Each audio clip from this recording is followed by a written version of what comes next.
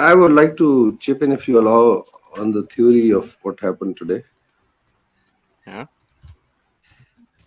Okay, I put my comments on the DPA chat, and so actually when it started, I started analyzing as a military officer, a retired veteran, that what is happening.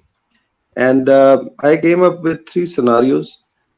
First was that it was real, and Prigozhin had gone mad, and probably uh, there's going to be some rough time. But I thought that even if he had gone mad, most of the lower cadre in Wagner would not fight the Russian military, because ultimately they take an oath of allegiance to Russian motherland. So it is going to subside very soon.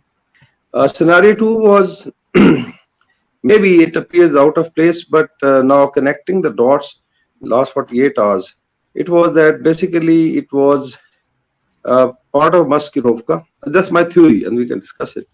And it was to draw reflexive control from the other side, NATO and Ukraine. And I think that they were able to achieve. So if you look at the events, uh, how they unfolded, one is I think there was no loss of blood. There are, uh, some uh, some fake reports or some real reports that some of the helicopters were shot down. People were, still very comfortable in the streets of Rostov when the Wagner was there. And then looking at, let's say, if he was marching to Moscow along single road, it looked very, very absurd that how could, such a large column reach Moscow without getting intercepted. And so if this was Maskirovka, uh, because in current times the post-truth is very difficult to really deceive the other side. But in post-truth, since it was an info ops theater, what Ukraine has become, it could have been part of an info ops operation, I think, which was very, very successful, especially the culmination. Suddenly, you have a Belarusian president. I don't know when he befriended Prigozhin. He lands up, and everything is hunky dory. And then they start going back. And there's also shifting of forces, mind you.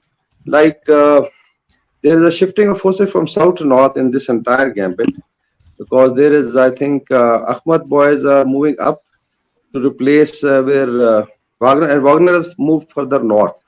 So then you can also cover. Then there's also mobilization, because Russian Federation wanted to now crush the rebellion.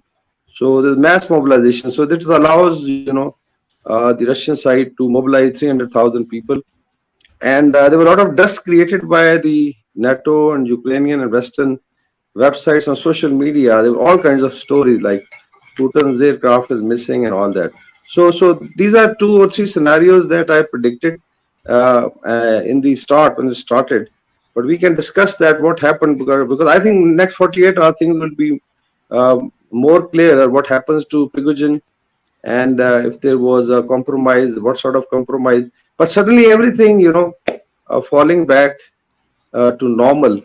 So this somehow substantiates the theory that probably this could have, and this is a very, very classic example of deception, because I think now what Ukrainians are doing was to get advantage of that, putting a lot of forces in certain areas they thought were being located, and probably they'll be sorted out. And meanwhile, I think Russia should be able to mobilize more forces, and people don't know where their forces are gone, because let's say if they're coming to crush the rebellion, they could have reached their jump off points. So maybe you find in next week 300,000 people, troops reinforcing the front line. So these are two of the theories, and we can discuss it based on what happened. I may be wrong, but I predicted it, and I feel that probably it was more of Maskirovka, and to draw reflexive control. And reflexive control is again a Russian strategy. Is normally against a stupid enemy. You play on its fantasies, and you try to draw reaction, and then make him start committing mistakes. So this way I will, I think, end my argument, and we can discuss it. Yeah. I'm going to agree completely. Yeah, I could add some stuff to that as well. Go ahead. If you guys have